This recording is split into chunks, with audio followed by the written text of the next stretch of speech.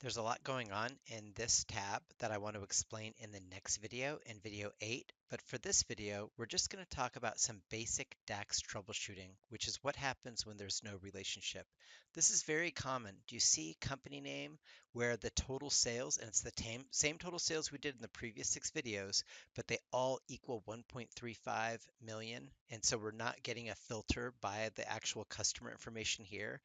This is super common, and it's caused because when we go to the model view, there's no relationship between two of the tables in the visualization. See, if we click here, we can see that I'm using company name from this table, minimum order companies, and I'm using total sales, the same one that I've been using previously. So if I go back to the model view and I take cust ID and I drag it down to a table, thus creating the relationship, when I click back in the visualization, I see the breakdown like I expect to see. That's just basic DAX troubleshooting. What happens when it doesn't look like it's breaking down correctly? Go back to your model and check the relationships between two tables.